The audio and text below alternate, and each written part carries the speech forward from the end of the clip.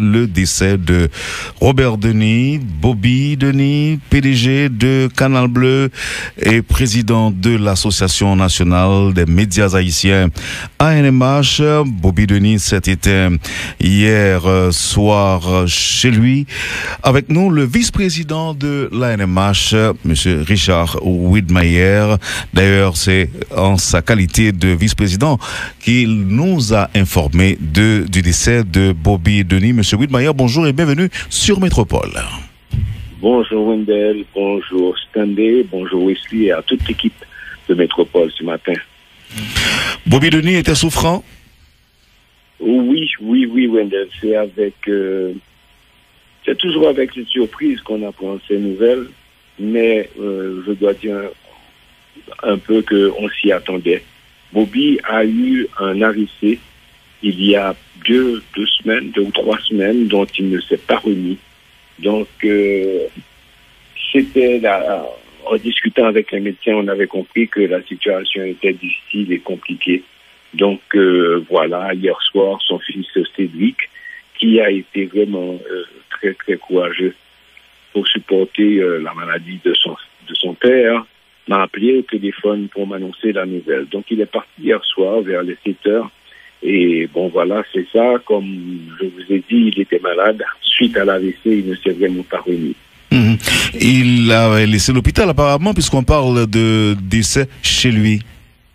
En effet, il a laissé l'hôpital puisqu'il n'y avait vraiment pas grand-chose à faire à l'hôpital. Et pour un malade dans sa situation, rester trop longtemps à l'hôpital, on risque d'attraper des infections inopportunes. Donc voilà, il était rentré chez lui, il est décédé hier soir chez lui. Mais je dirais rapidement, Wendell, que franchement, Bobby a été un type formidable. J'ai eu l'opportunité de le connaître depuis très longtemps. On faisait de la musique à Audiothèque, le studio qu'il avait monté à Delma. Et même avant ça, Bobby a même commencé à travailler avec la famille Widmayer à l'époque de Radio Haïti. Et c'est lui qui s'occupait du studio d'enregistrement après le départ de mon père dans cette station. Ensuite, Bobby a fait son petit bonhomme de chemin. Il a monté Télémax, qui a été une station de télévision, peut-être l'une des meilleures en Haïti. Il a fait du très, très, très bon travail au niveau de cette télé. Il a innové pas mal d'émissions. Et je suis sûr que beaucoup qui nous écoutent aujourd'hui se souviendront de Télémax. À part ça, comme je disais, Bobby a été aussi un ingénieur du son impeccable. Je crois qu'il peut se vanter d'avoir enregistré pratiquement tous les grands musiciens, tous les artistes haïtiens des années 80-90. Et là, tout le monde connaît, on disait qu'on allait chez Bobby. C'est comme ça qu'on appelait Audiothèque. Et du matin au soir, les artistes, les musiciens défilaient pour se faire enregistrer, mixer. Et Bobby non seulement enregistrait, il conseillait aussi ces jeunes musiciens. Et voilà, je crois que l'emblème d'Audiothèque se retrouvera sur beaucoup de disques encore qu'on voit aujourd'hui. C'est plutôt... Et pour terminer, je dirais, Wendell, qu'à la fin de sa vie, il était revenu à son ancien amour de la télévision pour avoir monté Canal Bleu, dont il est resté le PDG jusqu'au dernier moment. Donc il est parti avec la mission accomplie. Vous avez eu une idée de son âge? Ou bien mort, si je ne me trompe, à 79 ans. 79 ans. Alors, le décès est survenu seulement hier soir. J'imagine qu'on n'a encore rien prévu au niveau de la famille de potentiel rencontre pour le funérailles, non? Bon, date ou bien de rencontre autour de la famille.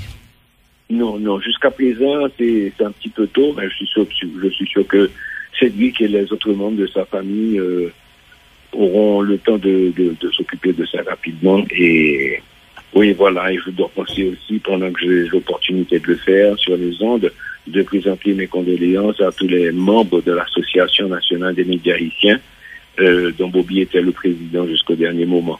Et j'ai eu personnellement l'opportunité de connaître, comme je le disais, Bobby depuis longtemps, mais durant ces 2 dernières années, et on s'était rapprochés. Étant vice-président et vice-président de l'association, on a bossé sur plusieurs dossiers Et je dois dire que avec lui, ça a été une belle expérience et une belle leçon de vie. Avant de vous laisser partir, Bobby Denis a connu des moments difficiles. Il a été aussi kidnappé, M. Widmayer. En effet, il faut mettre tout ça sur... oui. En effet, Bobby a été kidnappé. Et si tu te le rappelles, Wendell, on a eu même à faire des appels à la radio, on a fait des annonces et même on a même tenté un fundraising pour essayer de le faire libérer. Bon, ça a secoué Bobby jusqu'au dernier moment. Et j'allais le chercher dans ma voiture et je voyais comment tout de suite après, il était toujours pas très à l'aise dans les rues. Mais au dernier moment, quand même, ça a été. Il était quand même un type assez solide. Mais quand même, c'était un choc. Les séquelles ont peut-être beaucoup joué sur ces jours-là, sur ces derniers jours. Je peux l'assumer en toute... oui, parce que ce sont des choses qui affectent tout le monde. Il est un être humain. Et avoir survécu à un kidnapping, ça affecte surtout un homme de son âge. Arrivé dans les années 70, à part ça, donc on commence vraiment à être beaucoup plus fragile et on prend les choses différemment. Donc j'assume, je suis presque certain que ça a été un facteur déterminant qui a affecté énormément sa santé. Le décès de Robert Denis, Bobby Denis, PDG de Canal Bleu et président de l'Association nationale des médias haïtiens ANMH. Bobby Denis s'est éteint hier soir chez lui. Avec nous, le vice-président de l'ANMH, M. Richard Widmayer. D'ailleurs, c'est en sa qualité de vice-président qu'il nous a informé du décès de Bobby Denis. Monsieur Widmayer, bonjour et bienvenue sur Métropole. Bonjour Wendell, bonjour Stanley, bonjour Wesley et à toute l'équipe de Métropole ce matin. Bobby Denis était souffrant? Oui, Wendell. C'est toujours avec une surprise qu'on apprend ces nouvelles, mais je dois dire un peu qu'on s'y attendait. Bobby a eu un AVC il y a 2 ou 3 semaines, dont il ne s'est pas remis. Donc, c'était là, en discutant avec les médecins, on avait compris que la situation était difficile et compliquée. Donc, voilà, hier soir, son fils Cédric, qui a été vraiment très, très courageux pour supporter la maladie de son père, m'a appelé au téléphone pour m'annoncer la nouvelle. Donc, il est parti hier soir vers les 7 heures. Et bon, voilà, c'est ça. Comme je vous ai dit, il était malade. Suite à l'AVC, il ne s'est vraiment pas remis. Il a laissé l'hôpital apparemment, puisqu'on parle de décès chez lui. En effet, il a laissé l'hôpital puisqu'il n'y avait vraiment pas grand-chose à faire à l'hôpital. Et pour un malade dans sa situation, rester trop longtemps à l'hôpital, on risque d'attraper des infections inopportunes. Donc voilà, il était rentré chez lui, il est décédé hier soir chez lui. Mais je dirais rapidement, Wendell, que franchement, Bobby a été un type formidable. J'ai eu l'opportunité de le connaître depuis très longtemps. On faisait de la musique à Audiothèque, le studio qu'il avait monté à Delma. Et même avant ça, Bobby a même commencé à travailler avec la famille Widmayer à l'époque de Radio Haïti. Et c'est lui qui s'occupait du studio d'enregistrement après le départ de mon père dans cette station. Ensuite, Bobby a fait son petit bonhomme de chemin. Il a monté Télémax, qui a été une station de télévision, peut-être l'une des meilleures en Haïti. Il a fait du très, très, très bon travail au niveau de cette télé. Il a innové pas mal d'émissions. Et je suis sûr que beaucoup qui nous écoutent aujourd'hui se souviendront de Télémax. À part ça, comme je disais, Bobby a été aussi un ingénieur du son impeccable. Je crois qu'il peut se vanter d'avoir enregistré pratiquement tous les grands musiciens, tous les artistes haïtiens des années 80-90. Et là, tout le monde connaît, on disait qu'on allait chez Bobby. C'est comme ça qu'on appelait Audiothèque. Et du matin au soir, les artistes, les musiciens défilaient pour se faire enregistrer, mixer. Et Bobby non seulement enregistrait, il conseillait aussi ces jeunes musiciens Et voilà, je crois que l'emblème d'Audiothèque se retrouvera sur beaucoup de disques encore qu'on voit aujourd'hui. C'est plutôt... Et pour terminer, je dirais, Wendell, qu'à la fin de sa vie, il était revenu à son ancien amour de la télévision pour avoir monté Canal Bleu, dont il est resté le PDG jusqu'au dernier moment. Donc il est parti avec la mission accomplie. Vous avez eu une idée de son âge? Ou bien mort, si je ne me trompe, à 79 ans. 79 ans. Alors, le décès est survenu seulement hier soir. J'imagine que on n'a encore rien prévu au niveau de la famille de potentielles rencontres pour les funérailles, non? Bon, date ou bien de rencontres pour autour de la famille. Non, jusqu'à présent, c'est un petit peu tôt, mais je suis sûr que Cédric et les autres membres de sa famille auront le temps de s'occuper de ça rapidement. Et oui, voilà, et je dois penser aussi, pendant que j'ai l'opportunité de le faire sur les ondes, de présenter mes condoléances à tous les membres de l'Association nationale des médias haïtiens, dont Bobby était le président jusqu'au dernier moment. Et j'ai eu personnellement l'opportunité de connaître, comme je le disais, Bobby depuis longtemps, mais durant ces 2 dernières années, et on s'était rapprochés. Étant vice-président et vice-président de l'association, on a bossé sur plusieurs dossiers et je dois dire que avec lui, ça a été une belle expérience et une belle leçon de vie. Avant de vous laisser partir, Bobby Denis a connu des moments difficiles. Il a été aussi kidnappé, M. Widmayer. En effet, il faut mettre tout ça sur... oui. En effet, Bobby a été kidnappé. Et si tu te le rappelles, Wendell, on a eu même à faire des appels à la radio, on a fait des annonces et on a même tenté un fundraising pour essayer de le faire libérer. Bon, ça a secoué Bobby jusqu'au dernier moment et j'allais le chercher dans ma voiture et je voyais comment tout de suite après, il était toujours pas très à l'aise dans les rues. Mais au dernier moment, quand même, ça a été. Il était quand même un type assez solide. Mais quand même, c'était un choc. Les séquelles ont peut-être beaucoup joué sur ces jours-là, sur ces derniers jours. Je peux l'assumer en toute... oui, que ce sont des choses qui affectent tout le monde. Il est un être humain. Et avoir survécu à un kidnapping, ça affecte surtout un homme de son âge.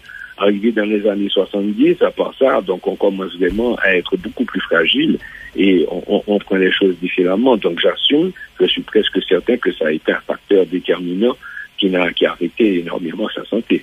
Le décès de Robert Denis, Bobby Denis, PDG de Canal Bleu et président de l'Association nationale des médias haïtiens ANMH. Bobby Denis s'est éteint hier soir chez lui.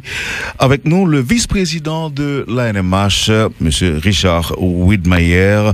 D'ailleurs, c'est en sa qualité de vice-président qu'il nous a informé du décès de Bobby Denis. Monsieur Widmayer, bonjour et bienvenue sur Métropole. Bonjour Wendell, bonjour Stanley, bonjour Wesley et à toute l'équipe de Métropole ce matin. Bobby Denis était souffrant? Oui, Wendell. C'est toujours avec une surprise qu'on apprend ces nouvelles, mais je dois dire un peu qu'on s'y attendait. Bobby a eu un AVC il y a 2 ou 3 semaines, dont il ne s'est pas remis. Donc, c'était là, en discutant avec les médecins, on avait compris que la situation était difficile et compliquée.